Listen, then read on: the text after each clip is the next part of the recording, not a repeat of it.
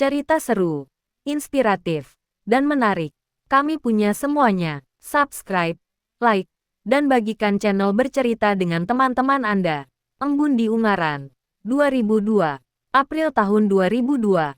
Kabut pagi masih menggantung tipis di perbukitan Ungaran. Kampus Kesehatan Universitas Ungaran tampak sunyi, dikelilingi deretan pohon flamboyan yang belum sepenuhnya mekar. Bangunan utamanya berdiri sederhana, bercat krem kusam, dengan halaman parkir yang belum sepenuhnya diaspal. Kerikil dan debu masih mendominasi. Di antara deretan motor mahasiswa baru, satu motor tampak mencolok, Honda Astrea Prima hitam metalik. Bodinya mengilap meskipun ada gores kecil di sayapnya. Joknya ditutup lakban hitam karena sobek, dan spion kanan tampak retak. Motor itu milik pria tampan, mahasiswa baru yang baru saja memulai perjalanannya di dunia perkuliahan. Motor itu belum lunas. Prio mencicilnya dari showroom bekas di pinggiran Semarang. Setiap bulan, 150.000 harus ia setor. Hasil dari servis komputer keliling dan menjual RAM bekas kepada anak-anak kos. Meski belum lunas, bagi Prio motor itu bukan sekadar alat transportasi, itu simbol kebebasan. Hari itu adalah hari pertama Prio kuliah. Ia datang mengenakan jaket jeans pudar dan celana kain longgar. Rambutnya sedikit gondrong, berantakan, dan headphone tergantung di leher. Ia masuk ke kelas kesehatan masyarakat dengan langkah santai, duduk di bangku paling belakang, menyender dengan malas. Tas selempangnya menggantung longgar di kursi, penuh buku catatan fotokopian dan alat servis komputer kecil, kebiasaannya sejak SMA. Beberapa menit kemudian, pintu kelas terbuka. Seorang perempuan muda masuk, blazer abu muda membungkus tubuh rampingnya, dan rok hitam menjuntai rapi. Rambutnya disanggul sederhana, dan tatapan matanya tajam namun bersahabat. Ia tidak langsung bicara, hanya menulis namanya di papan tulis, Mia Kusumawati. Selamat pagi, saya dosen pengampu mata kuliah ini. Suaranya lembut namun tegas. Hari ini kita mulai dengan pengantar tentang perilaku kesehatan masyarakat. Ruangan mendadak hening, mahasiswa baru, wajah-wajah lugu, sebagian menunduk, sebagian lainnya pura-pura mencatat. Tapi Prio memperhatikan, ada sesuatu yang membuatnya tertarik, bukan semata wajah cantik atau suara lembut. Tapi caranya berbicara, tenang, meyakinkan, tanpa mencoba mendominasi. Setelah menyampaikan materi pembuka, Nia berjalan di antara bangku. Ia menyapa beberapa mahasiswa, bertanya nama dan asal. Ketika tiba di deretan belakang, ia berhenti. Kamu, tanyanya, tersenyum. Prio, dari Banyumanik. Jawabnya singkat. Nia menatapnya sejenak. Kenapa kuliah di sini? Prio menjawab singkat. Pengen punya jalan keluar. Nggak terus-terusan jadi tukang servis komputer. Senyum Nia melebar. Saya suka jawabannya. Setelah kelas bubar, sebagian mahasiswa langsung keluar. Tapi Prio tetap duduk, membuka tutup pulpen dan menekannya berulang kali. Nia membereskan bukunya, lalu menghampiri. Kamu bisa servis laptop? Tanyanya. Kalau Bu Nia butuh, saya bisa bantu. Tapi, abis setor cicilan motor dulu. Motor apa? Tanya Nia sambil menahan tawa. Astrea Prima hitam metalik, kredit showroom. Jawab Prio. Nia tersenyum kecil. Klasik banget, tapi keren. Prio hanya mengangguk, sedikit tersipu. Hari itu, di antara embun sisa dan bau kapur tulis, lahirlah sesuatu. Masih samar, bukan cinta, belum juga simpati, tapi cukup untuk mengubah arah pandang satu sama lain. Minggu kedua kuliah, Prio mulai merasa lebih nyaman. Ia mulai terbiasa dengan rutinitas baru di kampus. Pagi-pagi ia masih mengendarai motor Astrea Prima hitam metalik miliknya yang belum lunas, melintasi jalan-jalan kecil di Banyumanik menuju kampus. Motor itu selalu memberikan rasa kebebasan, meskipun hanya untuk menutupi kenyataan bahwa ia masih terbelit. Cicilan, setiap angsuran yang dibayar membuatnya merasa sedikit lebih dekat pada kemerdekaan. Setelah beberapa kali bertemu di kelas, Nia mulai memperhatikan Prio. Tidak ada yang istimewa dari penampilannya, tapi ada sesuatu yang menarik dari caranya berpikir. Prio bukan tipe mahasiswa yang terlalu berbicara, tapi tatapannya yang serius dan cara dia memberi jawaban di kelas membuatnya berbeda dari yang lain. Pada suatu sesi perkuliahan, Nia kembali menyampaikan materi. Ketika menjelaskan tentang program kesehatan masyarakat yang melibatkan teknologi, matanya bertemu dengan Prio. Tanpa sadar, ia melihat Prio sedang menggambar sesuatu di buku catatannya. Wajahnya fokus, namun seakan tenggelam dalam pikirannya sendiri. Setelah selesai menjelaskan, Nia memutuskan untuk menghampirinya. Prio, boleh lihat apa yang kamu gambar? Tanyanya dengan senyum yang ramah. Prio terkejut, segera menutup buku dan mengalihkan pandangannya. Enggak, Bu, cuma coretan aja. Tapi Nia sudah terlanjur penasaran. Ia duduk di samping Prio dan melihat ke arah buku catatannya. Di sana tergambar sebuah desain motherboard komputer dengan beberapa penjelasan teknis yang cukup rumit. Prio bisa mendesain dan merakit komputer. Bahkan ia menggambar di buku kuliah lebih sering daripada mencatat materi. Menarik, ujar Nia sambil tersenyum. Kamu memang suka komputer. Ya, Prio hanya mengangguk pelan. Matanya tidak bisa terlepas dari desain itu. Ya, lebih ke perbaikan dan merakit. Sih, Bu. Cuma nggak ada yang tahu di kampus ini. Saya cuma orang biasa yang bisa bantu-bantu servis komputer. Aku tahu, tapi kamu harusnya tahu. Apa yang kamu pelajari sekarang bisa membantu banyak orang. Terutama di bidang kesehatan masyarakat, kata Nia, menatapnya dengan serius. Prio mendongak dan merasa sedikit canggung. Nggak ada hubungannya, Bu. Ternyata ada. Jawab Nia dengan senyuman yang mengisyaratkan sebuah pemikiran baru. Di luar kelas, suasana semakin cerah. Kampus yang semula terasa sepi kini mulai ramai oleh aktivitas mahasiswa yang berjalan cepat dengan tujuan masing-masing. Prio, yang baru pertama kali merasakan dinamika perkuliahan, mulai merasakan adanya kesibukan yang menyelimuti hidupnya. Meskipun di dalam dirinya masih ada perasaan bingung antara terus melanjutkan kuliah atau fokus pada dunia yang selama ini ia jalani, yaitu dunia komputer, Prio mulai melihat kampus ini lebih dari sekadar tempat untuk belajar. Sore itu, setelah selesai kuliah, Prio meluncur kembali ke parkiran. Saat ia menuntun motornya, langkahnya terhenti saat melihat Nia yang sedang berdiri di dekat motor, tampak menunggu. Kamu bawa motor kemana? Tanya Nia dengan nada bertanya, seolah ingin mengajak bicara lebih jauh. Pulang ke Banyumanik, Bu. Mungkin bisa mampir sebentar kalau ada waktu, jawab Prio dengan santai. Seringkali ia memang membawa motor itu hanya untuk berkendara tanpa tujuan yang pasti. Nia tertawa kecil, Banyumanik, jauh juga. Kalau begitu, nanti saya ikut naik motormu. Bisa nggak? Prio terkejut. Meskipun ia berusaha menutupi perasaan canggungnya. Ayo, Bu, saya siap antar. Di perjalanan, jalanan Ungaran yang semakin sepi menjadi latar mereka berdua. Sementara Prio terus mengendarai motor dengan santai, Nia tampak menikmati perjalanan. Duduk tegak di belakang Prio, dengan wajah yang sesekali tertangkap cahaya matahari sore. Keheningan di sepanjang perjalanan menciptakan momen yang unik. Kedua orang yang berasal dari dunia berbeda kini berbagi ruang di jalanan sempit menuju Banyumanik. Sesekali Nia menanyakan hal-hal sepele tentang hidup Prio, tentang kampus, tentang kehidupannya sebagai mahasiswa, dan tentang motor yang ia kendarai. Prio menjawab dengan nada yang lebih terbuka, merasa semakin nyaman berbicara dengan Nia, meskipun masih terasa ada batas yang menghalangi mereka. Setibanya di Banyumanik, Nia minta diri untuk pulang, meninggalkan Prio yang masih berdiri mematung di depan rumahnya. Momen itu terasa singkat, namun cukup bagi Prio untuk merasakan sesuatu yang lebih dalam dari sekadar perasaan terhadap seorang dosen muda yang bijaksana. Hari-hari berlalu, dan Prio mulai semakin terbiasa dengan suasana kampus.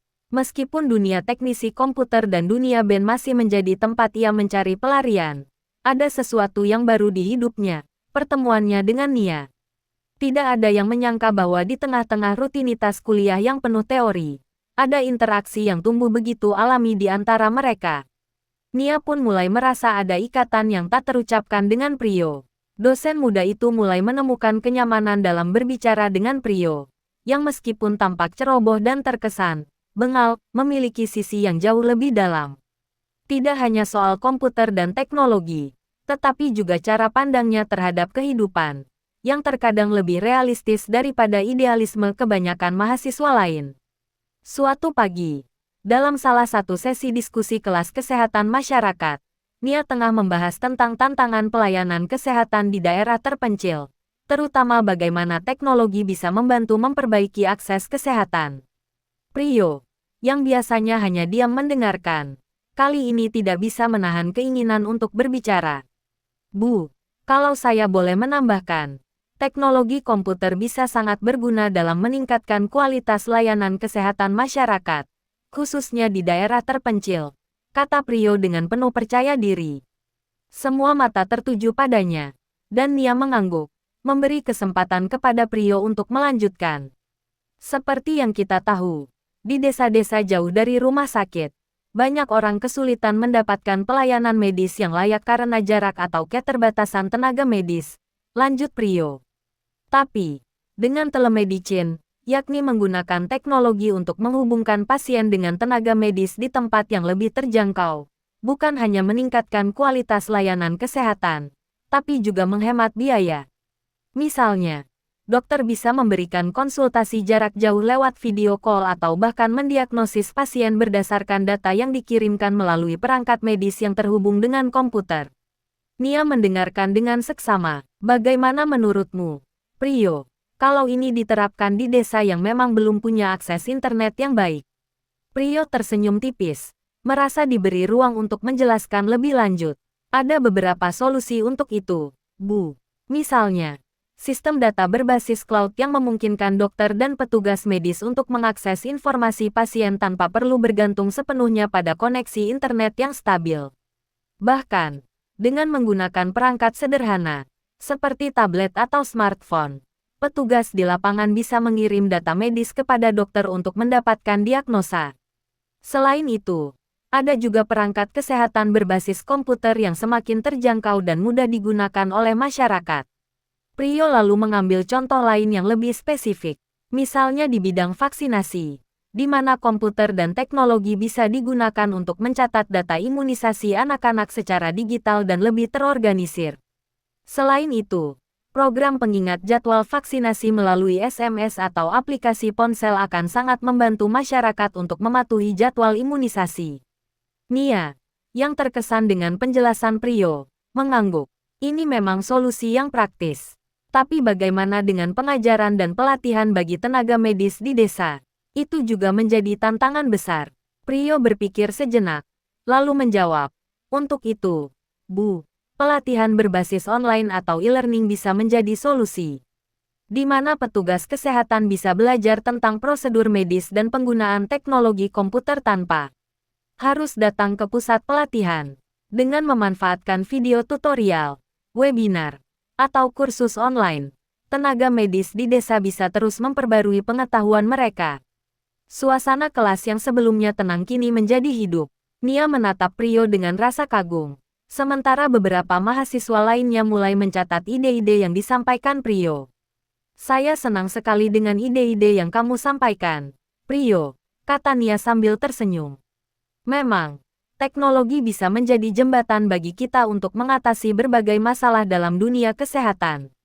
Tapi, seperti yang kamu sebutkan, kita harus memikirkan bagaimana penerapannya bisa menjangkau semua lapisan masyarakat, bahkan yang ada di daerah paling terpencil. Prio merasa bangga, meskipun tidak semua orang sepenuhnya memahami ide-idenya. Setidaknya ia bisa memberikan pemikiran yang berbeda dalam diskusi itu. Bagi Prio, ini adalah kesempatan untuk menyuarakan gagasan yang selama ini terpendam, sekaligus menunjukkan bahwa dunia komputer yang ia cintai dapat berkontribusi pada sektor yang lebih besar. Setelah diskusi selesai, Nia menghampiri Prio, memberikan apresiasi atas kontribusinya. Prio, kamu punya ide-ide yang brilian. Saya rasa, dengan pengetahuan kamu tentang komputer, kamu bisa membawa perubahan yang besar di bidang kesehatan. Jangan pernah ragu untuk berbagi ide seperti ini. Prio tersenyum, sedikit malu namun bangga. Terima kasih, Bu. Saya hanya ingin mencoba mencari cara agar komputer bisa lebih bermanfaat. Nia menatapnya penuh makna. Kamu sudah melakukannya, Prio. Jangan berhenti. Hari-hari berlalu di kampus. Dan semakin hari, perasaan Prio terhadap Lita semakin dalam. Lita, yang merupakan adik sepupu sahabatnya Arif dan kuliah di Akademi Telekomunikasi Purwokerto, sudah mulai mengisi sebagian besar pikiran Priyo.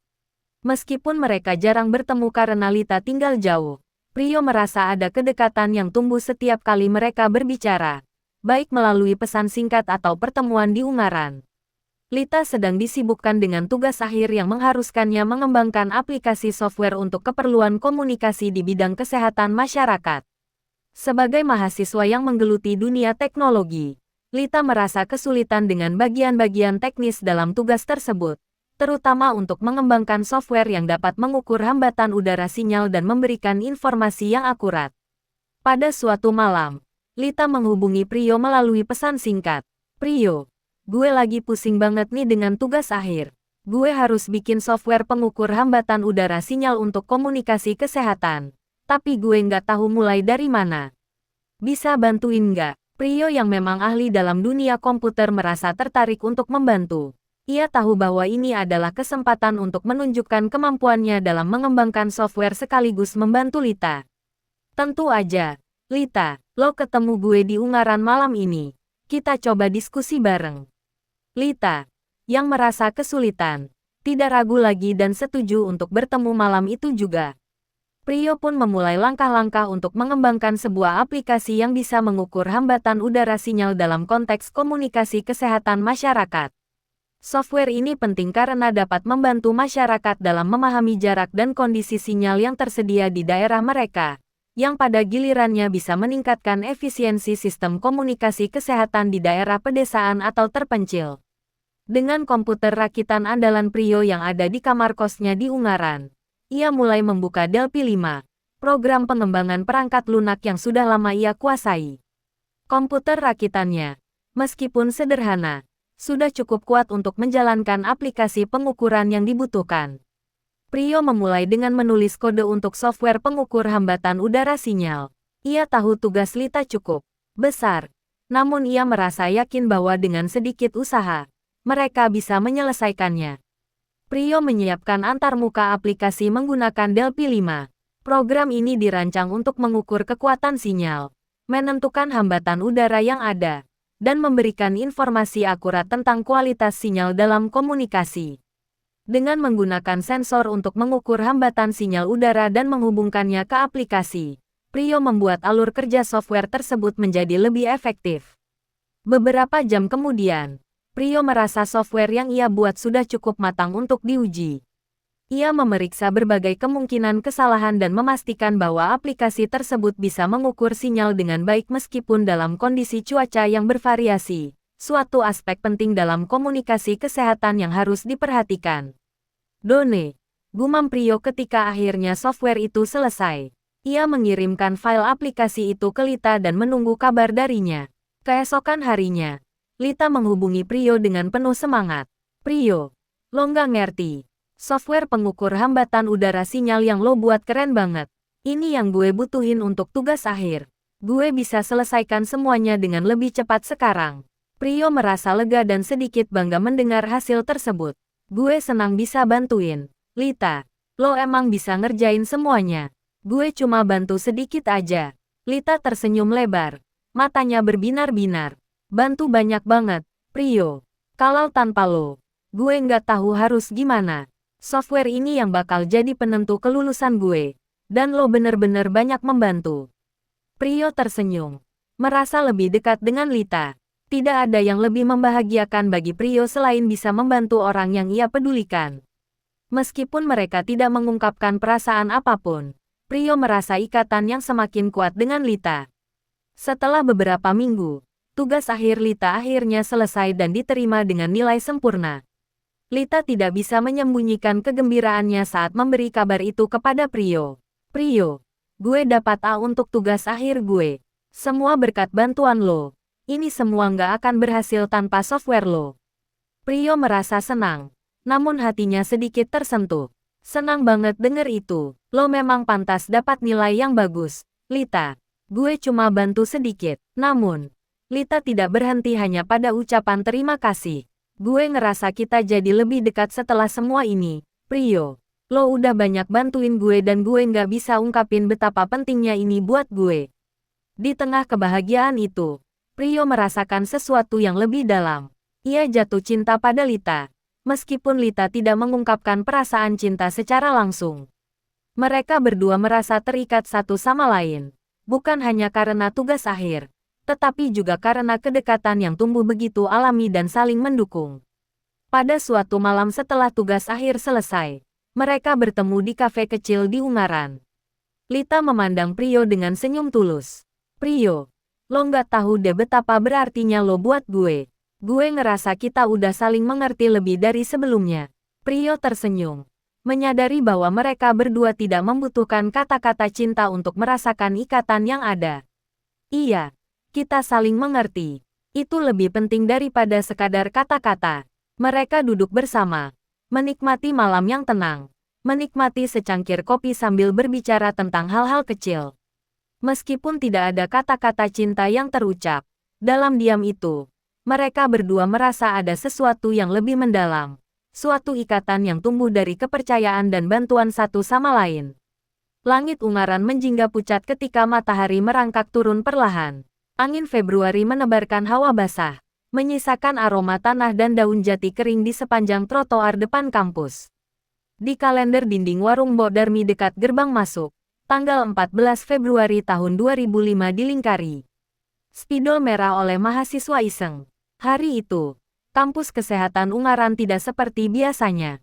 Ada bunga di meja sekretariat, dan beberapa mahasiswa lalu lalang membawa bingkisan kecil.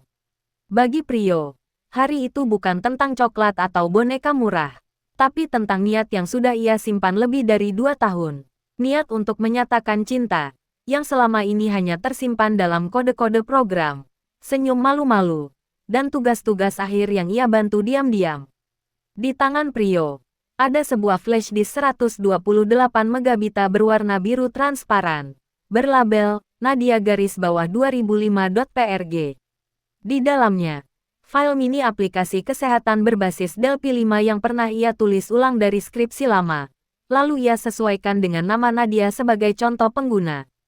Sebuah simbol, sebuah hadiah pribadi dari dunia yang hanya mereka pahami.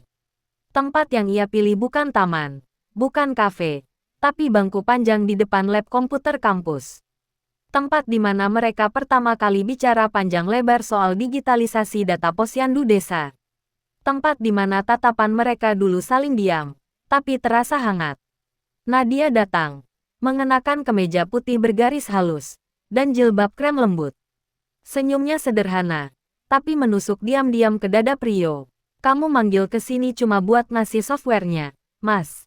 Tanyanya sambil menatap iseng. Enggak cuma itu, jawab Prio, menahan degup.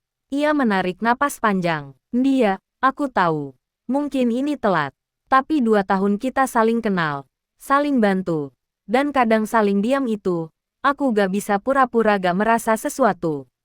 Nadia menunduk. Jemarinya bermain di atas permukaan bangku kayu. Aku pernah bantuin kamu bikin software tugas akhir. Kamu juga pernah nemenin aku pas bolak-balik servis komputer rakitanku yang ngadat. Tapi lebih dari itu, kamu yang bikin aku ingin jadi lebih dari sekadar tukang servis. Prio mengeluarkan flash disknya, lalu meletakkannya di atas meja kecil di dekat mereka. Aku mungkin gak punya coklat, dia, tapi aku punya ini, di dalamnya. Semua kerja keras kita, semua obrolan, semua alasan aku bertahan kuliah selama ini. Nadia tertawa kecil, matanya mulai berkaca. Mas Prio, suaranya pelan. Boleh aku juga jujur, lanjutnya. Dari dulu aku tahu kamu beda. Kamu gak pernah kasih janji, tapi kamu selalu hadir. Kamu gak pernah bilang sayang, tapi setiap file yang kamu kirim ke emailku, selalu ada namaku di header. Hening sesaat, hanya suara gesekan angin pada ranting jati yang kering. Lalu, Nadia mengeluarkan gantungan kunci dari tas kecilnya. Gitar kecil akrilik dengan inisial N. Masih utuh, masih bersinar meski sudah 2 tahun. Aku simpan ini dari 2003, bisiknya. Dan aku siap simpan kamu juga, kalau kamu memang mau menetap. Prio tak menjawab, ia hanya menatap mata itu, lalu mengangguk dengan rasa syukur yang tak bisa diucapkan. Hari itu, tanggal 14 Februari tahun 2005, di antara laptop pinjaman, flash disk kecil berisi Delphi 5, dan komputer rakitan setia di kamar kos kecilnya yang berada di gang sempit belakang kampus Undaris Ungaran, yang dindingnya tipis dan selalu dihantam suara dangdut dari kos sebelah. Kisah cinta itu tidak lahir dari rayuan atau hadiah mahal, tapi dari ketulusan, kerjasama, dan keberanian untuk berkata, "Aku cinta kamu." Akhirnya, sungguh-sungguh. Waktu itu, musim hujan sudah lama pergi. Udara Ungaran mulai gerah meski hujan kadang mampir di sore hari, sekadar menyapa dedaunan dan membasahi genteng-genteng kosan. Jalanan dekat kampus Undaris masih dilapisi debu merah tipis yang menempel di sandal para mahasiswa. Warung nasi pecel Bu Endah makin ramai karena harga tetap murah walau harga beras naik. Di sanalah hidup Prio bergulir, antara kelas, kamar kos, dan toko komputer kecil di Pasar Baba dan tempat ia bantu-bantu instal ulang dan jual spare part. Sejak Februari lalu, setelah momen bersama Nadia, yang hanya sebatas tatap dan dukungan teman sekos, hubungan mereka berjalan datar. Tak pernah resmi berpacaran, tak pernah pula menyebut diri sebagai sepasang kekasih. Komunikasi masih ada, tapi mulai renggang. Dunia kampus, skripsi, dan kesibukan hidup membawa mereka pada jalan masing-masing. Prio tidak marah, tidak pula menyesal, ia hanya berjalan, terus belajar, terus mengisi hari-harinya dengan mencoba coding software sederhana untuk posyandu desa, atau menyervis komputer milik dosen sambil menabung untuk membeli monitor CRT second yang layarnya tidak melengkung. Hingga sebuah sore tiba, saat matahari menggantung miring di langit, hangat dan lembut seperti selimut kenangan. Di toko komputer tempat ia biasa magang, seseorang masuk. Bukan siapa-siapa. Pada awalnya, seorang perempuan berambut sebahu, mengenakan jaket alma mater Akademi Telekomunikasi Purwokerto. Dia menanyakan VGA card jadul untuk komputer kakaknya di Ambarawa. Suaranya lantang, matanya tajam, tapi tingkahnya sopan dan lucu. Namanya Lita, dan sejak hari itu, sesuatu di dalam diri Prio pelan-pelan berubah. "Mas, VGA ini bisa jalan gak kalau RAM cuma 128? Tanyanya sambil meneliti label harga. Prio menatap sekilas, lalu menjawab, "Kalau buat sekadar desain ringan bisa. Tapi kalau rendering 3D, ya ngap-ngapan." Lita tertawa, suaranya renyah. "Tidak dibuat-buat, aku gak ngerti banget sih. Tapi kayaknya kakakku butuh. Kamu bisa bantu rakitin, Mas." Prio hanya mengangguk. Tapi di dalam dirinya, sebuah dorongan lembut muncul. Perempuan ini, dengan gaya bicara ceplas-ceplos, celana jeans belel, dan ransel kecil berisi catatan dan gantungan flash disk, memberi warna baru yang tidak bisa ia jelaskan. Pertemuan itu menjadi awal. Mereka kembali bertemu beberapa kali, kadang di toko, kadang di warung nasi tempat Prio sering makan. Dan ketika Lita mulai bertanya banyak soal tugas akhirnya yang harus berhubungan dengan sistem komunikasi digital, Prio menawarkan bantuan. Lalu datang malam itu, malam panjang di kamar kos sempit dekat Undaris. Saat kipas angin tua berdengung lambat, dan kabel-kabel menjulur dari meja belajar rakitan. Lita duduk bersila di lantai, membuka laptop jadul dengan OS Windows XP, sementara Prio menulis kode program dengan Delphi 5 di PC rakitannya. "Aku gak tahu kenapa kamu mau bantu aku," gumam Lita sambil menatap layar. Prio tersenyum. "Karena aku suka tantangan." Lita tertawa. "Sama, aku juga. Tapi mereka berdua tahu. Bukan sekadar tantangan yang membuat mereka betah menghabiskan malam bersama di depan monitor. Bukan cuma coding atau troubleshooting yang membuat waktu cepat berlalu. Ada sesuatu yang tumbuh, pelan-pelan, diam-diam, tapi kuat." Prio menyadari itu lebih dalam saat Lita tertidur di lantai kosnya. Kepalanya bersandar di lengan Prio. Lampu kamar hanya menyisakan nyala redup dari monitor. Tak ada kata cinta, tak ada gombalan. Tapi Prio merasa, untuk pertama kalinya, ada seseorang yang seirama, sesederhana dia, yang tak butuh janji-janji, tapi selalu hadir dengan tawa dan semangatnya yang murni. Hari-hari itu menjadi musim baru dalam hidup Prio. Bukan hanya soal cinta, tapi juga tentang arah hidup, tentang mimpi yang kembali tumbuh setelah sekian lama hanya bertahan. Dan semua itu dimulai dari satu tanya, "RAM segitu cukup gak, Mas?" Hari-hari yang mereka lalui setelah malam itu tak lagi sama. Meski Lita tak pernah secara langsung berkata, "Aku suka kamu," sorot matanya ketika Prio menyodorkan secangkir kopi sachet di meja kos. Atau senyumnya ketika debugging aplikasi mereka berhasil tanpa error, semua itu sudah cukup memberi isyarat. Mereka mulai terbiasa saling mencari, saling menemani, saling percaya. Ketika pagi datang, Lita mengirim SMS, "Mas, hari ini kamu kosong. Aku mau bahas skripsi." Dan saat malam menjelang, suara Prio mengisi angin kosan Lita. "Aku bawa filenya. Sekalian kamu makan ya. Aku bawain tempe mendoan." Namun, di saat Lita makin dekat pada kelulusan, hidup Prio justru mulai terasa jauh dari garis finish. Satu persatu teman-temannya sudah mengenakan toga, berfoto dengan orang tua, dan berpamitan untuk mulai kerja di kota lain. Sementara itu, Prio masih berkutat dengan kabel LAN, motherboard second, dan Dell P5 yang tertanam manis di komputer rakitannya yang kipasnya mulai serak. Kadang saat malam, ia termenung sendiri di kamar kosnya dekat Undaris, menatap meja penuh solder, obeng, dan kabel ide yang terurai. Apa aku udah terlalu jauh tenggelam di dunia ini? Ia tahu. Ia bukan malas. Ia produktif. Terlalu produktif. Tapi semua produktivitasnya tak tercatat di KHS kampus. Tidak tercetak di transkrip nilai. Tak dinilai dalam SKS. Semua ide dan inovasi yang pernah ia ciptakan. Sistem pemantauan sinyal nirkabel di desa. Software simulasi intervensi gizi masyarakat. Bahkan alat pengukur hambatan udara terhadap transmisi sinyal GSM, semuanya hanya jadi jejak digital di komputer tuanya. Tak ada yang mengarahkan ke ruang seminar tugas akhir.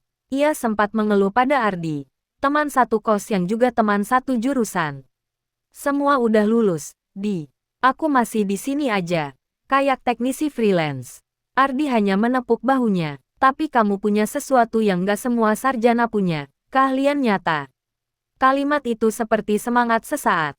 Tapi tetap saja, setiap kali melintasi koridor kampus, melihat angkatan 2002 mulai hilang satu persatu, ia merasa jadi kapal karam.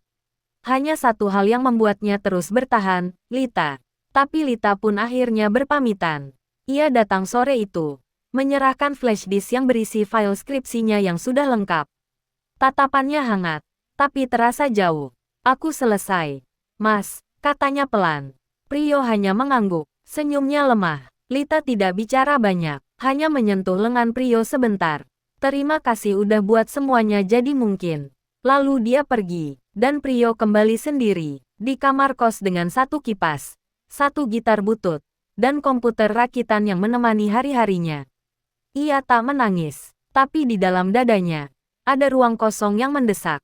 Hari-hari berikutnya, ia tenggelam lebih dalam pada kode, menyempurnakan alat-alat bantu kesehatan digital yang tak pernah masuk jurnal, menulis modul edukasi interaktif untuk anak desa, bahkan iseng membuat software penghitung statistik posyandu.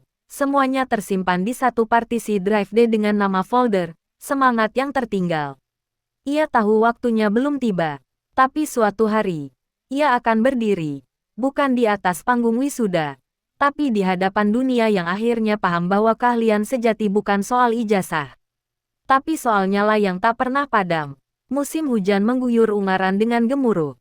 Air menetes dari atap kos Prio yang sudah mulai rapuh, membasahi ujung kabel roll yang tergeletak sembarangan. Tapi tak ada yang bisa mengalihkan perhatian Prio dari layar monitornya. Ia sedang menyempurnakan sistem input database puskesmas berbasis offline, hasil pengembangan dari skripsi Lita yang dulu ia bantu. Tiba-tiba, handphone lawasnya berdering.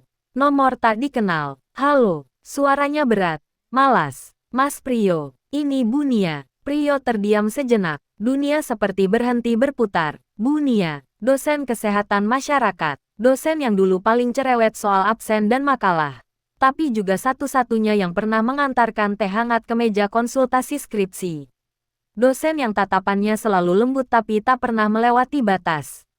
Iya, Bu," jawabnya akhirnya. "Ada waktu ke kampus minggu ini. Kami sedang mengumpulkan mahasiswa angkatan 2002 yang belum menyelesaikan studi. Ada kebijakan fakultas baru." Suara di seberang terdengar tenang. "Tapi, Hangat. Baik, Bu, saya usahakan. Satu kalimat singkat itu menjadi jalan pembuka bagi kenangan-kenangan lama. Dan hari Jumat itu, Prio kembali menginjakkan kaki di aula kecil Fakultas Kesehatan Masyarakat. Langit mendung, tapi kampus terasa terang dengan aroma tanah basah dan suara jangkrik sore hari. Ada 5 mahasiswa lain yang senasib, duduk berjajar seperti anak-anak SMA yang tertinggal ujian. Tapi hanya satu yang mencuri perhatian Prio. Bu Nia. Ia masuk ke ruangan dengan langkah anggun. Masih mengenakan rok panjang dan cardigan pastel seperti dulu. Tapi ada sesuatu yang berbeda. Matanya tidak sekadar menatap sebagai dosen. Tapi ada percikan rasa yang hanya bisa dibaca mereka yang pernah diam-diam jatuh cinta dan belum benar-benar sembuh. Saudara Prio. Suara itu memanggilnya. Pelan tapi dalam. Saya minta Anda menyelesaikan 3 mata kuliah yang tertinggal. 2 bisa diambil semester pendek. 1 harus dengan asistensi khusus. Prio mengangguk, tapi matanya tak bisa berpaling dari tatapan Bu Nia. Setelah sesi pengarahan selesai, saat semua beranjak, Bu Nia memanggil pelan. Mas Prio, bisa sebentar? Mereka duduk di bangku panjang bawah pohon trembesi yang mulai menjatuhkan daun. Bu Nia tak langsung bicara, hanya menghela napas, seperti menimbang beban bertahun-tahun yang belum sempat terucap. Saya tahu kamu sibuk dengan komputer, dan jujur, saya bangga. Saya dengar banyak yang kamu bantu. Tapi akademik perlu diselesaikan juga.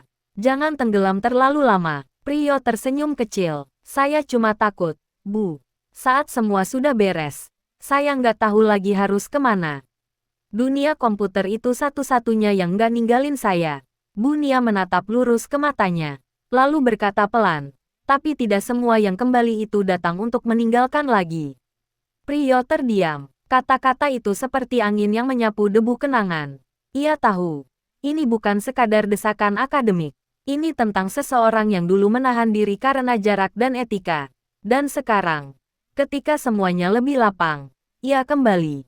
Bukan sebagai dosen yang mengejar absen, tapi sebagai perempuan yang tak ingin menyesal 2 kali. Dan sore itu, ketika mereka berpisah di parkiran motor kampus, Bu Nia menatap Honda Astrea Prima yang kusam tapi tangguh. Kamu belum berubah ya? Masih motor ini? Tanyanya. Prio tertawa kecil. Masih kredit, Bu. Tapi dia setia. Bu Nia tersenyum. Saya juga. Kalimat itu jatuh pelan, lalu hilang bersama rintik hujan. Tapi bagi Prio, itu lebih dari cukup untuk membuat malam-malam berikutnya kembali hangat.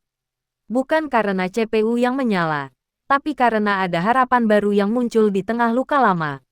Setelah 9 tahun 6 bulan menjadi mahasiswa, melintasi semester demi semester yang memanjangkan waktu dan menguji hati, akhirnya langkah itu benar-benar mencapai ujungnya. Hari yang telah lama dibayangkan, kini menjadi nyata, hari wisuda. Prio tampan berdiri di depan cermin kamar kosnya yang mungil di dekat kampus kesehatan di Ungaran. Honda Astrea Prima kesayangannya menunggu di luar dengan cat hitam metalik yang sedikit kusam tapi tetap setia, seperti semangatnya yang tak pernah benar-benar padam. Motor itu bukan hanya kendaraan, tapi saksi yang diam terhadap rindu, perjuangan, dan cinta yang tumbuh diam-diam. Tak banyak yang tahu, di salah satu senja yang dipenuhi bisikan angin lembut dan langit yang memerah perlahan, ia pernah menyatakan perasaan, bukan dengan kata besar, bukan dengan bunga atau lagu, tapi dengan kejujuran dan keberanian kecil yang tumbuh karena dorongan teman-teman sekelasnya. Perempuan itu, Nadia, mungkin tak pernah mengucap jawaban. Tapi sejak hari itu, mereka mulai saling mengerti dalam diam. Lalu waktu memisahkan, seperti biasanya. Dan seperti biasanya pula, cinta sejati datang bukan dari yang ditunggu, tapi dari yang setia menunggu. Bu Nia, dosen yang pernah hanya tampak sebagai pengajar, pelan-pelan menjadi pelengkap langkahnya.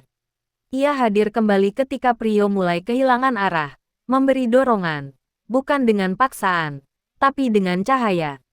Bukan dengan tanya, tapi dengan percaya.